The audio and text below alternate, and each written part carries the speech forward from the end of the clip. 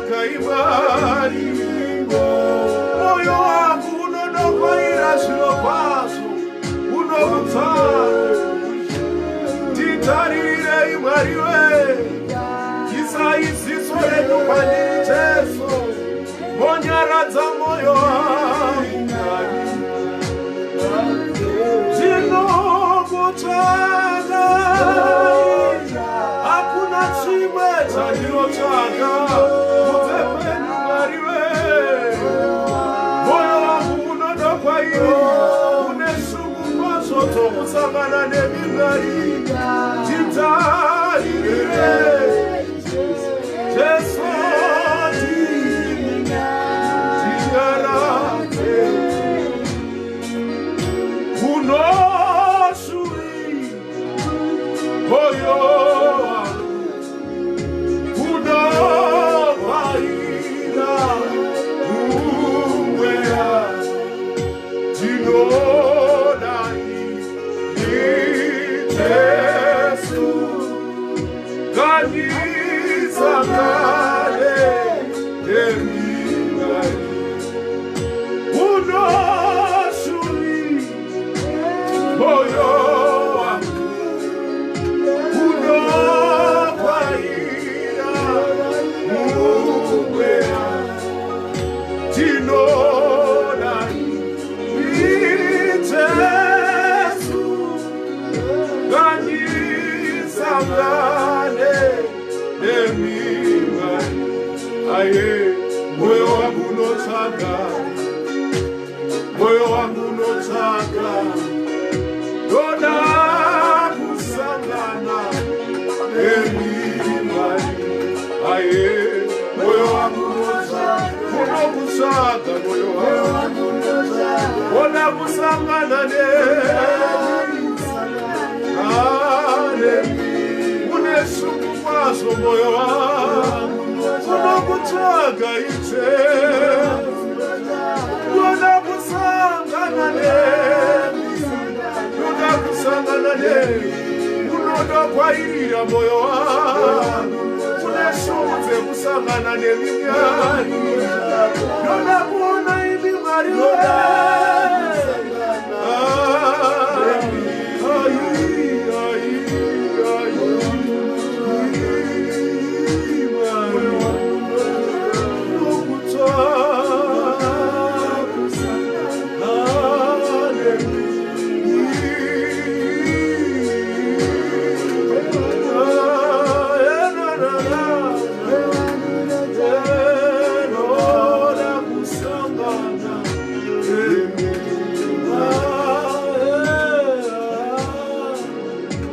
Masikati akanaka hama dzangu, mufaro wangu zvakare kusangana nemwi. Uno musi wemugovera kudai kumativi mana enyika, makontinents enyu ende kusangana nemi muri. Vari kuCanada, vari kuAmerica, vari kuAustralia, vari kuChina, vari kuEurope, vari muno muAfrica. Ndinokuti fara kusangana nemi pano pashumiro yedu zvakare etinosanganidzana kamwe pasvondo. Ndinoti Mwari ngakuchengetei, ndikufara ndichiona feedback inobva kwamuri.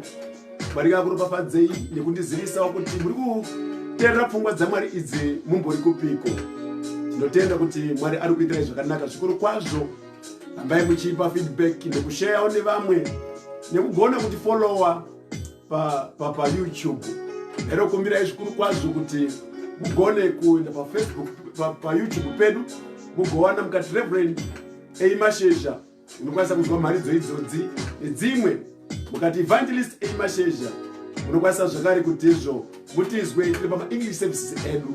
Mwari ngakuitire zvakanaka. Mufaro wangu kusanganidzana nemwi zvakare, tinotarisira kuti ticharamba tiri pamwe chete tichipfudza basa raKristu Jesu iri mberi. Tiripfudzawo mberi maridzwa unopfudzira mberi kune vanenge nomunofara nawo, nemutamba navo, nevamwe vasingandizive. Ndio mafambiro ndevhangeri raKristu Jesu iwaya. Manguva dzino mufaro wedu takaparadzana svondo rakapfuura tichiona muprofita ane shoko, a prophet with a message.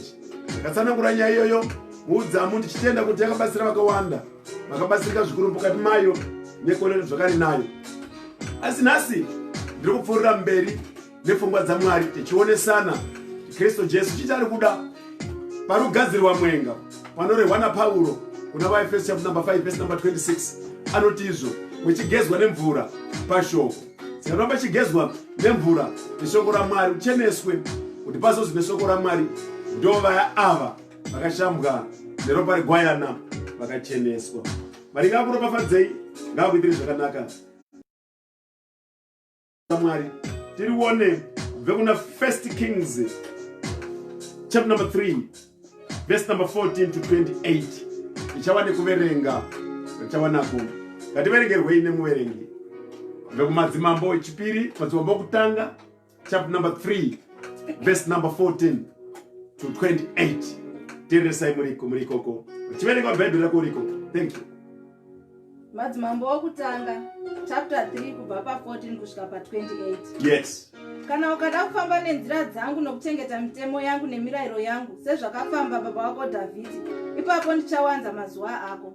Ipapo Soromoni akamuka akaona kuti kwakanga kuri kurota. Akaenda Jerusarema akamira pamberi peareka yesungano yaJehovha. Akabayira zvipiriso zvinopiswa, akabayirawo zvipiriso zvokuyananisa. Akaitira varanda vake vose mutambo. Zvino vakadzi vaviri vaiva zvifeve vakasvika kuna mambo, vakamira pamberi pake. Mumwe mukadzi akati, haiwa ishe wangu, ini nomukadzi uyu tigere paimba imwe. Ini ndikapona mwana ndigere naye paimba. Zvino ini ndakati ndapona mazuva matatu, mukadzi uyu akaponawo, tigere pamwe chete. Kwakanga kusino mumwe nesu mumba asi isu vaviri toga. Zvino mwana womukadzi uyu akafa usiku nokuti wakawata pamusoro pake. Akamuka pakati pousiku akatora mwanakomana wangu parutivi rwangu, murandakadzi wenyu awete, akamuradzika pachipfuva chake. Akaradzika mwanakomana wake wakafa pachipfuva changu. Zvino ndakati ndichimuka mangwanani kuzomwisa mwana wangu, ndikawana akafa. Asi ndakati mangwanani, one hazi mwanakomana wangu wandakabereka. Ipapo mumwe mukadzi wakati, kwete, asi mupenyu ndiye mwanakomana wangu, wakafa ndiye mwanakomana wako. Uye akati, kwete, asi wakafa ndiye mwanakomana wako, mupenyu ndiye mwanakomana wangu. Vakataura saizvozvo pamberi pamambo. Ipapo mambo akati, mumwe unoti mwanakomana wangu ndoyuyu mupenyu, mwanakomana wako ndiye akafa. Mumwezve oti kwete, asi mwanakomana wako ndiye wakafa, mupenyu ndiye mwanakomana wangu. Mambo akati, nditorerei munondo. Wakauya nomunondo kuna mambo. Mambo akati, gurai mwana mupenyu napakati, mupe mumwe rutivi rumwe nomumwe rumwe rutivi. Ipapo mukadzi waiva mai womwana mupenyu akataura kuna mambo, nokuti mwoyo wake wakawa pamusoro pomwanakomana wake. Akati, haiwa ishe wangu, mumupe henyu mwanakomana mupenyu, regai kumuuraya. Asi mwewo akati, ngaachirega kuva wangu kana wako, mugurei. Ipapo mambo akapindura akati, mumupe mwanakomana mupenyu, regai kumuuraya, ndiwo mai vake. VaIsraeri vose vakanzwa kutonga kwamambo, vakatya mambo, nokuti vakaona kuti kungwara kwaMwari kwaiva maari kuti atambe mhaka zvakanaka. Atambe mhaka zvakanaka.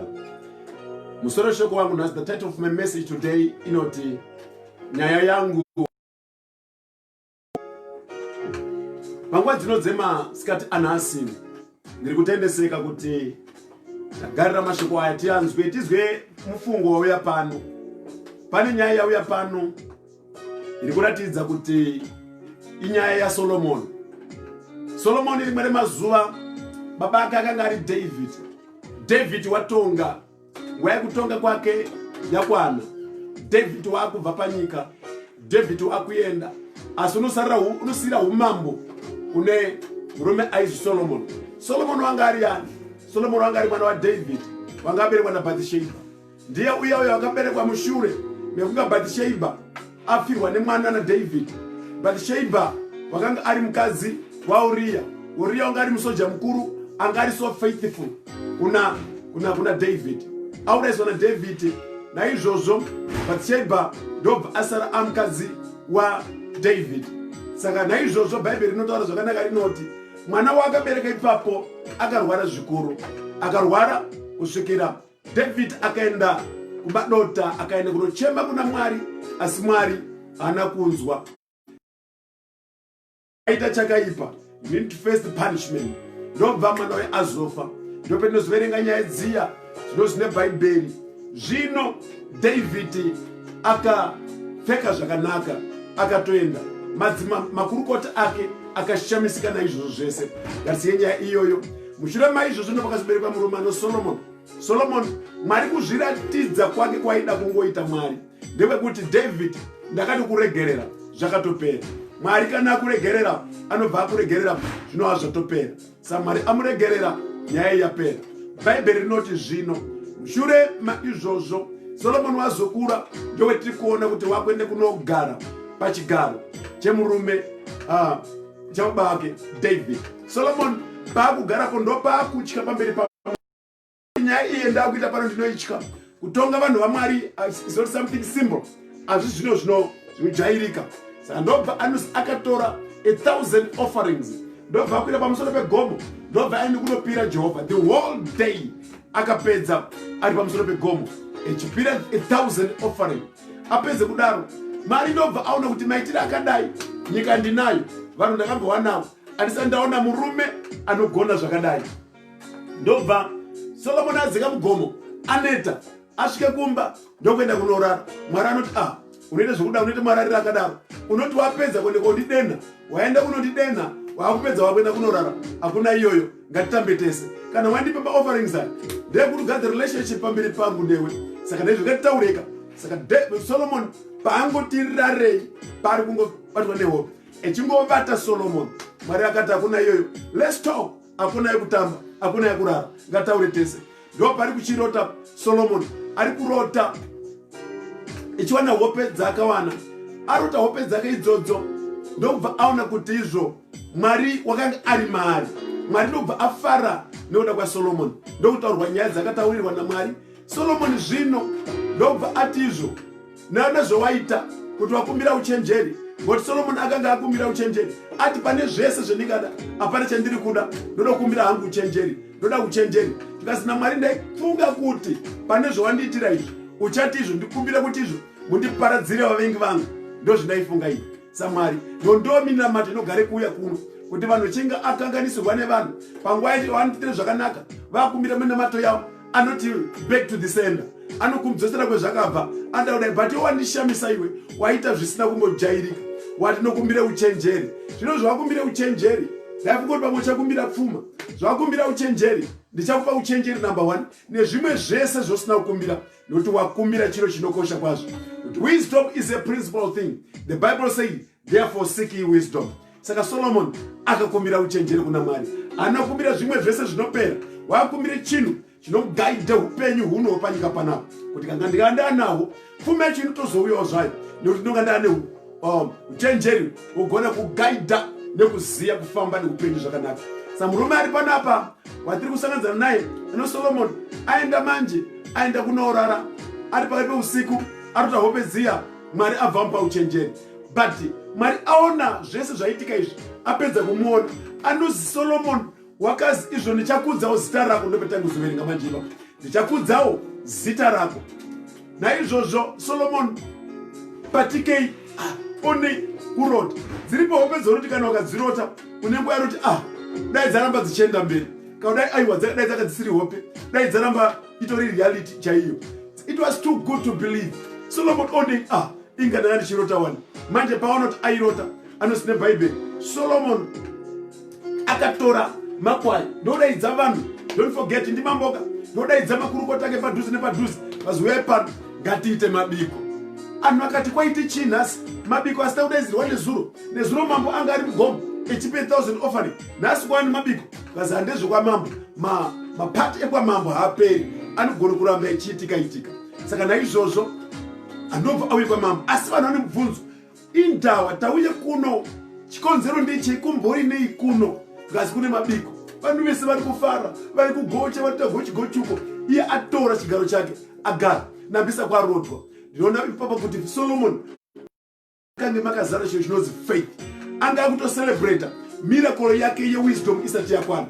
Asati awana vangati vakazvigona kuti kana vakumbire kuna Mwari anomhanya kuti nocelebrata celebration yewisdom. Kana akarota ane mwana vakutofunga mangwanani kwaute mabiko ekuti aiwa ndatogamuchire kubve kuna Mwari wangu nekuti ndarota usiku. Vangati vakazvigona. Akarota aine motikari vakutoti mai mwana ngatipite Brian nhasi because ndaroti ndine motikari, ngatipemberere motikari. Vangati vakazvigona kupemberere munana usati waitika. chiro chinokosha kuti vaKristu vakazviziya kuti kunzoku tinogona kupemberere munana usati waitika. Chiro chinozi faith. Itarire zvino zvisipo kuti atove nazvo. Saka Solomoni akazvigona ndobva atangotopemberera. Pemberere hope dzarotwa. Doti uzvione kupemberera hope dzarotwa. Dai anga arota, anga arora, aifanira kufara kuenda torora. Kana ukarota warorwa kana uri pamuchato. You must celebrate your miracle. You must celebrate your dream. Saka pana pari kuitwa Solomon ari kucelebrata. Ane vanhu vari kufa. Vanhu vari kubvunza kuchinyiko chaitika. Nyambisa Mwari aidaona iye kutomuratidza kuti Solomon mwanangu, minamato yako yewakanamata kwandiri ndakaizwa. Zvawakakumbira kwandiri ndakazvizwa. Zvawakataura nezuro kuuya kugomo ndakazviona. Zvendakuvimbisa manheru ano chaiwo ndezvechokwadi. Doti utonge mhaka dzawo zvakaita sei zvakanaka. Saka Solomon angori pakati ipapo ndokuda kuende kuona from nowhere. Papaita vamwe vakadzi vaviri manje uchisvika, don't forget angari mangwananika. Ndokuona amene kana angari mapijama vakadzi ava vanga nenharo vari kumba, ndokuitira nharo variko. Vakadzi ava zvanga zviri zvifewo. Mamwe mabasa anoitwa muguta asikazikanwi namambo. Mambo unoziva zvako kuti mukati meguta rangu mune amwe anoita mabasa akasiyana-siyana, amwe ehufewe, amwe ehumbavha. Mambo unonga achizviziva roisi yake zvakadaro. Ndokuona manje vakadzi ava vakati hatibudisi gureri ndererutega. Azona from nowhere vakadzi ava vari kupinda. Umwe akabata mwana, umwe akabata mwana akaputirwa, umwe akabata mwana ari kutotamba kari mumaoko, asi vari kupinda pagedhi vese vakatungamidzana. Mambo ndokushamisika nazvo. Mukadzi wokutanga ichipinda anoti mambo kani, vanhu vese attention ndobva yadroyiwa. Mambo ndobva adroye attention yake. Ko chinyiko kuti vabate mukadzi uyu, mambo akati siye zvakadaro. Chinyiko zvaita sei? Mambo vikazi mukadzi uyu ndoparotange nyaya yanhasi. Ndopane nyaya yedu itaone title itatu nyaya yangu inonoperere kwa mambo. Saka mukadzi uyu akaramba zvimwe zvinhu zvanga asikafanira kuti aite. Akaramba kuti mwana unonyasa kuziva. Kasi mambo ndinoziva mwana uyu apa uyu haasiri mwana wangu, nekuti isusu basa retinoita kuna manga musikazivi ndere hufewe. Toita hufewe, tinogara pamba imwe chete, tinoloja pamba imwe chete, tinopinde murume imwe chete, ndome tinogara. Asi tese takaita mistake, takabata pamuviri. Naizvozvo takaita vana vakafanana. Asi panguva dzedu dzekuvata, umwe bhuru wangu uyu, unewo zvavandiitira nhasi. Uyu bhuru wangu uyu watakavata usiku ndobva ararire mwana wake. Zvirova kuti wanga asina kujaira kuchengeta mwana, noti izvo zvifeva hazvidi kuita vana. Saka wanga asina kuzvijaira, saka aburumbuka ndobva aende kotsikirire mwana. Fumai mwana waita sei? Mwana wako pakati peusiku ndokude kuzotarisa mwana kuti inga mwana wangu asuchemere mukaka. Ade kuzoona aiwa mwana akaita sei? Mwana akafa. Ndobva amutora, ndobva amuchinja, ndobva aende kunope umwe mukadzi uya. Kwabva atora uyu hope dzinochinjirwe mwana akarara. Ihope rudzi dzekuti unochinjirwe zvino zvako iwe wakavata usikuona kuti zviro zvakanazvo izvi zvenanazvo izvi handi zvangu. Unochinjirwe life yako naSatani wakarara. Saka mukadzi uyu wakarara ndobva atorwe mwana, ndobva atorwa uyu kwabva atorwa wake mupenyu kwabva apiwa. Pane nguva yaunonyasa kuona kuti upenyu uri kurarama nemunhu uyu handi upenyu hwake, upenyu hwake hwakachinjirwa. Madhakwire akadai handi akiba munhu uyu, handi upenyu hwaifanira kurarama. Madhakwire aya ndiSatani wakamuchinjira upenyu, akatora upenyu hwake chaiwo akapuwa upenyu husiri upenyu hwake. Saka mukadzi unoiramba. Fume mangwanani vakadzi vakuitirana navo akati wangu ndinomuziya mwana handiye baba uyu ndokurambe kumuyamwise chakafa. Ipapa panyaya yekutoyamwise chakafa ndo unoziya mwana chiri chati uyamwise chakafa ndechekuti dai ukanyesa mukaka unowirira nemiromo yacho. Haagoni kuti amwe mukaka iwoyo, haagoni kunwa, haagoni kuguta, haagoni kuzoti ndiri kuyamwa mukaka. Asi uyu wabata mwana usiku wake ndowati abhizi kutoyamwisa. Uyu wakuyamwisa chakafa ndokuramba kuyamwisa chakafa. Mukadzi uyu unorambe kuyamwisa chakafa. Ngari utaura newe nhasi, rambe kuyamwisa chakafa mulife yako. Pane nguva yaunonyasa kuona kuti panapa ndiri kuyamwisa chakafa. Ndakamutora mari yakati ndikaiunganidza, ndakachinjirwa bhizinesi naSatani, wakachinjirwa bhizinesi rangu, wakatora zvino zvangu. Naizvozvo zvawakuita zvese muupenyu unonyasa kuona kuti ndinoyamwisa chakafa. Kana uchiyamwise mwana akafa, mukaka tati haupindi mukati, unoramba uchitowerera, unogumisira hembe dzakatopfeka mwana wacho dzatota dzese, nekuti mukaka wese uri kurasikira pasi. Nasiwo nhasi unozviona kuti izvo kana uzviona muupenyu hwako unoita seuri kuyamwisa chakafa, wakachinjirwa upenyu naSatani, uri kuyamwisa chakafa. nekuti ukana bhistro unoita unokwanisa kunga uchiriita, hapana chinonyasa kubudirira, hapana zvinonyasa kuitika, unoramba uchinga uri kurasa mari yako. Kana vanyari vana kuchikoro unozodi kuona kuti mafisi unobhadhara nepanikizo mabhadhara anoita akafanana, asi inoti uri kuyamwisa chakafa haagoni kuuya nemari zaus anokuabuse, anokufadza mupenyu wako, haagoni kuuya nawo. Asi mukadzi uyu wakaona chimwe chinhu, handigoni kuramba ndichiyamwisa chakafa, handigoni kubva pandichine kumakuwa. Number 1, handidi kuyamwise chakafa, ndokurambira nhasi mangwana masikati ano, handokurambira pano, haugoni kuyamwisa chakafa. Zvakanaka kuti ugowana mwana wako chaiwo, ugowana your real life. Mwari haana kukusikira zvakapisa kudaro, haana kukusikira zvakarasike kudaro, wakusikira upenyu huri nani, uriyo upenyu huri nani muna Kristu Jesu. Wetakawana nekuda kwebasa repamuchinjikwa, kune basa repamuchinjikwa rakaitwa rakapera, Jesu akapedza rese. Now we believe in that work of Calvary, and the finished work at Calvary. Basa rakaitwa naJesu rikapera. Saka mukadzi uyu ari kunyatsa kuzviziva kuti aiwa, 1, I cannot, handigoni kuti ndiyamwise chakafa. Ndobva ati iyi nyaya iyi uyo akati itodaidza vanhu pano aende kunovige mwana, iye akati pano hapana mariro. Number 1, ramba mariro pamba pako, hapana mariro pamba pako. Mukadzi wakaramba kuti pano panapa handibatwi maoko, akaramba kubatwa maoko, akaramba akati hakuna chakadaro, pana zvisi kuzoitika, handida noti mwana udai anga ari mwana wangu, yes ndaizvitambira, asi upenyu hausi wangu, ndinoramba kubatwa maoko. Number 1, aramba kuyamwisa chakafa. Number 2, ari kuramba kubatwe maoko. Number 3, ari kuramba kufambirwe chema, kuti panapa pambiri chema, nekuti uyu hasi mwana wangu, hausi upenyu hwangu iwowo. Handidi zvakadaro, handisi ndakagara muchikona, ndinokubudisa pachikona masikati ano, ndinokubudisa pachikona chavakagara chekusirisa kwauri kuita, kuti upenyu hwangu hauzi kufamba, zvinhu zvangu zvaise zvakamira indau, nekuti wanga uchiyamwisa chakafa. Ndiri kuzivisa kuti chauri kuyamwisa achisi chako, iwe life yako muna Kristu iyo iri nani. There's a better life in Jesus. There's a better life in your life.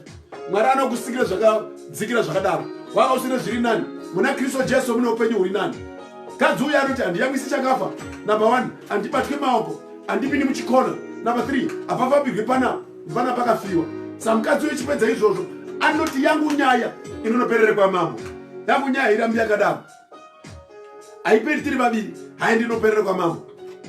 Zvino maizvozvo muzvine bhaibheri zvino vakati apedza kudaro akabuda pamwe chete ndobva aenda. Uyu akati daidza vanhu pano vatende kosere gomba vaende korase mwana. Uyu akati panapa handidaidzi gomba, handisi kubva pane chine kondorase mwana usiri wangu, handisi kuzofamba ndichienda ndakabereke mingo kumusana ndichifamba ndakabereke zvisi zvangu, and cannot do that, handisi kuzozviita izvozvo. Akaramba. It's time to stand. Wechiramba zvisi zvako, upenyu husi hwako hurambe, upenyu hwekutamburira, upenyu hwekushoterwa, upenyu hwekuti izvo mukati mako hamuna rufaro, you're always stressed nelife. Ndikurambira nhasi nezita raJesu Kristu kune upenyu huri nani muna Kristu Jesu, nokuti isu hatisiriwe pano, tine kune nyika yetinoenda, takaita zvakanaka, tine basa rakapera pamuchinjikwa. Mukadzi uyu ndopano kuti ngatiendei kwamambo. Uyu akati ngatiende, mwana ndewangu. Uyu akati mwana hasi wangu, wako wakabereka ndiye wangu, wakabata uyu hasi wangu. Vese varambirana vana varikude mwana wamwe chete, vari kuramba mwana wamwe chete. Number 1, vari kude mwana wamwe chete, vichiramba mwana wamwe chete. Ndobva vati handi, ndobva vafamba vichienda kwamambo. Chifamba wachidaro ndotenda kuti munzira wakafamba akatungamidzana vichipopotedzana, mwana wangu ndomuziya, ndobva asvike pamambo. Ndope muri kuona panapa, usikuwo mambo warara, nezuro mambo wanga ari mugomo echipei 1000 offering. Uyu mukadzi uri kusvika panguva yakafanira, nokuti nyaya yakuite zvekudhumhana nenyasha dzaMwari zvigobatirana kuti zvakanaka vanotenda shoko raMwari. Ngabatirane nenyasha dzaMwari, ngabatirane kandi evhangeri yakadai, kuti iwe wanga wakufunga kuti upenyu hwangu uri kuendera, unofanira kusangana neshoko raMwari rakadai. Uchira maizvozvo mukadzi uyu echinopinda padho anoti mambo kandi muri kutogara nyimwe chidya nyama ipapo, zviro hazvina kundimirire zvakanaka kunoko. Mwana uyu hasi wangu bauyu, ndakati ndichimucherekedza. Uyu akati kunyeperwa mambo, uyu mwana ndewangu. Uyu akati kunyeperwa kandi ndewangu mwana uyu. Vanhu vese vakachidya nyama ipapo, ndiri kuona, don't forget ka ipati rupenyu rwoti mambo wakarota nezuva. Ngodaro mambo kandi vanhu vese vamira, kana panga pane angaita cheers, vese vabva vamira, nekuti chii chaitika. Pauya mukadzi auya nechitunha, vanhu vari kuona chitunha pamabiko, azviti ngatambe neimwe nyaya pamabiko hapadi kuoneka chitunha, ndo chari kuuya nacho ichocho. Chafanira kuenda kumochari, asi chapapa pamabiko, chitunha chatsvagei pamabiko, chiri kutsvagei chii pano. Mambo ndobva amira, inyaya iyi haisi kuda umwe mambo. Mukadzi uyu ari kuziva ari kuaprocha, haasi kuaprocha gadhi wepagedhi. Unozoti ndikati pana gadhi inodzimba ipanapa, ndati usaprocha vanhu vese vese, enda pana mambo Jesu chaipo chaipo. Nyaya iyi uda Jesu kuti akutaridze nyaya yako noupenyu hwako, akudzorere chinozvi zvako, upenyu hwako chaipo chaipo uri muna Kristu Jesu. Ndobva asvikazi mambo kani ndauya ndakati ndokugone kunarete nyaya yake, gone kunarete zvakaitika muupenyu, kuti hauna kusikirwa zvo zvakapuse kudaro, uri wemuchinjikwa, uri mwana waMwari, uri une nyika yakanaka yaunoenda, une upenyu husingaperi huri muna Kristu Jesu. Zviri kuitika mauri izvi handi zvako. Tisati wakauya kuzokubira kuti Bhaibheri taura zvakanaka rinodaro kuti wakaipa Satani unouya kuzoba nekuuraya nekuparadza, asi mwanakomana wamunhu wakauya kuzouya kupa upenyu, uye upenyu hwakawanda. Chauri kuda une upenyu hwakawanda iwe, une upenyu unogara nousingaperi uri muna Kristu Jesu. Une upenyu uye upenyu hwakawanda. Tine upenyu panyika pano, tine upenyu unogara nousingaperi uri muna Mwari. Mukadzi uyu chipedza kudaro, Bhaibheri rinoti zvino mambo ndobva atsamwa, anhu ese amira ho, anhu ese ari kumirira inobva kuna mambo. Anhu akati wakomana uchaigona sei? Nyambisa pana Jesu hapana chinosvika chikaguma chakadaro. Greater than Solomon is here today. Greater than Solomon is here. Mukuru kuna Solomon ari pano. Kana Solomon akambogona kutonga nyaya iyoyo, nhasi ndauya nemukuru kuna Solomon. Nyaya yangu inoperera kuna mambo. Pana mambo uri nani? Zera ndiye Jesu Kristu. Greater than Solomon is here. Ndiye torana Jesu iyoyo. Jesu wa ndini greater than Solomon yacho.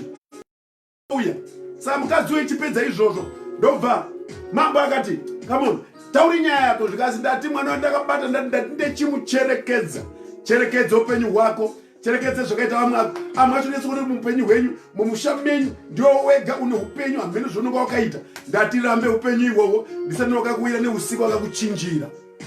Solomon ndobva ati ko iwe nhaye mukadzi wakasi kwini wangu ndinaye. Mukadzi atochema, ngaende kumariro, ari uchikuchemerwa pamba pake. Ngaende kumariro. Uyo akati mwana wangu ndomuziva. Mambo ndobva ati iwe nhaye mukomana, tora bikatwa. Ndanisobvatarisa. Tora mwana mupenyu, andivesa kuti mwana hwani rupenyu. Atingamiri panapa nenyaya isina basa yekuti basi ndinda wakomana ava. Ngavadzoke kumba. Tora bikatwa.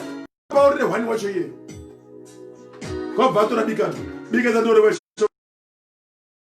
Ndishandise. Ndipe shoko ramari ndikwanise kutonge nyaya iyi. Ndipe shoko ramari. Shoko ramari kana chinge rasvika ndiro rinogona kutonge mhaka dzeupenyu hwako. Dzinokusiya wane mufaro, dzinokusiya wane ramangwana rakajeka, dzinokusiya waropafadzo, dzinokusiya wane rugare, dzinokusiya stress dzaparara.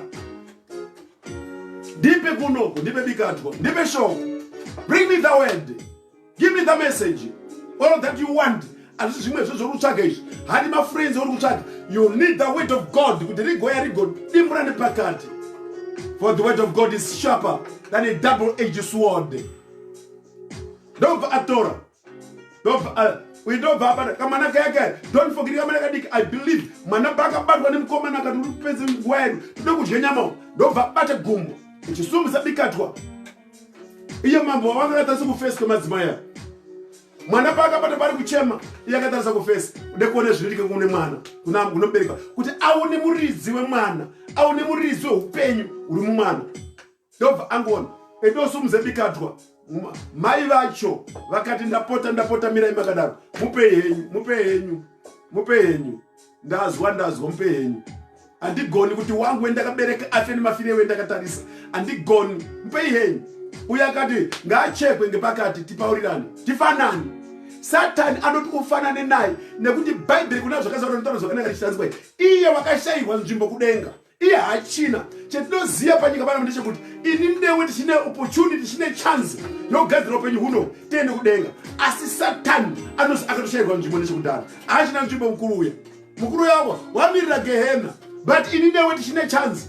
We can make things right today. Anozwa akashayirwa nzvimbo. Dai zvoita sei haachagona kuonekwa ariko. But ini newe tine ropa rakadeuka pamuchinjikwa, tina Adhamu wechipiri wagadzira nyaya dzese pamuchinjikwa kuti wane upenyu husingaperi. Tifanane. Satani chaari kuda panyika pano kuti tifanane naye, kuti iye wakashayirwa nzvimbo, iwe ushayirwa zvakare nzvimbo. Manje nzvimbo yako ichiko. Tina Jesu Kristu mwanakomana waMwari wakafa. Tina iye wakamuka kubva kuvakafa. Akati izvo zvapera. akati ndakabva simba kudenga napanyika ndinokupawo simba. Saka mukadzi uyo chingopedza kudaro akati mupei, mambo akati mirai makadaro muridzi waupenyu ndamuziya. Shoko ndiro rinogadzira kuti tigoziya munhu achine upenyu uri muna Kristu Jesu ndiani, achine opportunity, achine chance. Ishoko raMwari ndiro rinozvigona. Kazi mupei, mambo kwabva atora kwabva apa mai vake chaiwo chaiwo. Kazi nimwe naimwe atete endai moke mwana ndiwenyu. Ndobva adzoka umwe namumwe Satani ngatiro upenyu hwake wakaurasa kudenga. Ndiye akapandukira Mwari. Haunapandukira Mwari baiwe. Uri mwana waMwari iwe, wakatemwa neropa raJesu, wakasimba nemufananidzo waMwari. Asi Satani anoti akubvutira upenyu ihwohwo. Ndauya kwauri, nyaya yangu inoperere kwamambo. Ndo yakataura nemukadzi uyu anoti nyaya haiperere pano, tikade kuitonga tiri panapa tese apo ndinoluza changu. Handi kuna mambo, mambo angapuwe wisdom yakakwana. Kuna Jesu greater than Solomon is here. Mukuru kuna Solomon ari pano nhasi, ndoenda kuira naye. Handina rimwe vhangeri, I preach you Jesus Christ. Zvepanyika pano zvichapera, asi kune nyika inouya, kune musha watinoenda, iwo tichanosvika ikoko. Kune mufaro kuti ani nani akatenda kuna Jesu haangafi asava noupenyu husingaperi uri muna Kristu Jesu. Ndo mashoko akauya, nyaya yangu inoperere kwamambo.